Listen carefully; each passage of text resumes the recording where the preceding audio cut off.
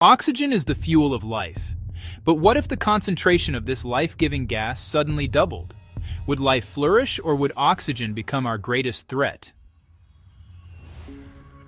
Earth's atmosphere: 21% oxygen. The rest, mostly nitrogen plus trace gases. This ratio isn't accidental. It's billions of years of geological and biological evolution. Every living thing, smallest bacterium, largest blue whale, is tuned to this number. Our respiratory systems, our circulatory networks, and the chemistry of our cells, shaped by 21% oxygen. It's the Goldilocks zone for life. Not too little, not too much. That equilibrium underpins the global ecosystem. Change it and shock waves ripple through the biosphere. Plants evolve to produce oxygen via photosynthesis. Animals evolve to consume it, together creating a planetary respiratory cycle. A drastic deviation would threaten nearly every species, including us. Imagine that balance shattered. Oxygen jumps from 21% to nearly 40%. Every breath delivers almost twice the oxygen molecules to our lungs.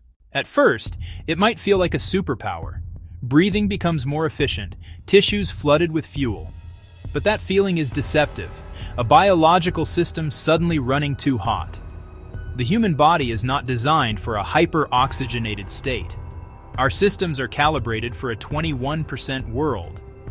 The surplus of oxygen would begin to overwhelm regulatory mechanisms. The body's finely tuned feedback loops would struggle to cope. The first organ to bear the brunt would be the lungs. The delicate tissues within the alveoli would become irritated and inflamed. Inflammation would cause fluid to leak into the air sacs, pulmonary edema, waterlogging the lungs and compromising gas exchange. People would feel short of breath even at rest, paradoxically starving for usable oxygen while being flooded with it in a toxic form. The central nervous system would be the next to falter. Tunnel vision, ringing in the ears, dizziness, nausea, intense anxiety. Muscle twitching, especially in the face and hands, signals dangerous overstimulation. In severe cases, seizures. The very element that powers thought would, in excess, cause it to collapse. The promise of enhanced performance would end in total incapacitation, proving that more is not always better.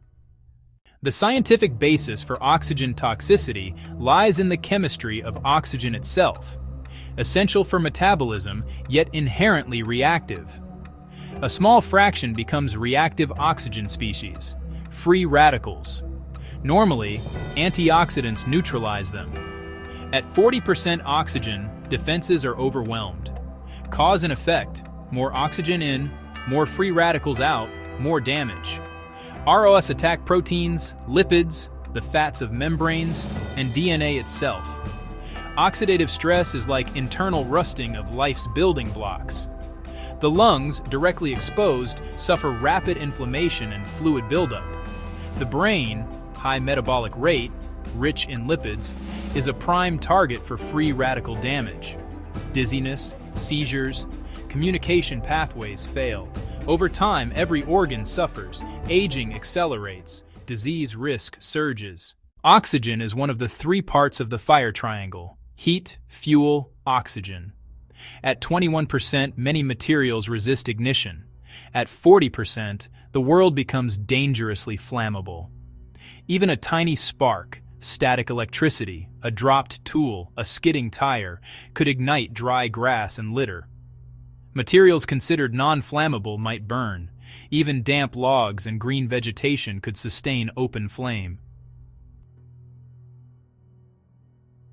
Fires would burn hotter, faster, and be almost impossible to extinguish. Smothering becomes harder in oxygen-rich air. Water flashes to steam, defenses weaken. A campfire could escalate into a forest fire in seconds.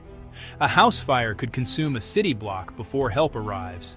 Starting a car, cooking a meal. Everyday sparks become deadly risks. Cities full of wood, textiles, and plastics become traps. Industrial sites, power plants, and fuel depots become time bombs. We've seen echoes before. In the Carboniferous, oxygen soared near 35%. giant insects, and colossal fires. The rock record is filled with charcoal, the residue of frequent intense burns. Lesson: when oxygen levels rise, fire follows. Today, one lightning strike that might spark a local blaze could trigger a megafire that burns for weeks. These fires would race across landscapes, leaping barriers with ease. Entire biomes, the Amazon, the boreal forests, incinerated beyond recovery. In cities, small blazes become firestorms, melting steel and glass. Fire breaks are rendered useless. Power grids, communication networks, transportation systems collapse. The world's great cities become tombs of ash and twisted metal. Some organisms might thrive briefly. Any advantage would be fleeting. Oxidative stress wouldn't spare animals. Delicate tissues, gills and lungs, fail first. Fast metabolisms are hit hardest. Reproduction falters. Eggs and larvae are especially vulnerable. The food web begins to crumble. Constant fires accelerate the collapse. Entire habitats vanish. Slow-growing forests give way to fire-tolerant grasses, or to sterile ash and eroded soil. Smoke chokes the air with toxic particulates. A fire-induced winter stresses what survives. More oxygen fuels more fires. More fires drive further ecosystem collapse and atmospheric degradation. Oxygen is essential for life, but too much of it turns the entire planet into a fire hazard. If you enjoyed this or found it interesting, leave a like and subscribe for more videos like this exploring the limits of science. Because sometimes, the most far-fetched ideas are the ones that feel the most real.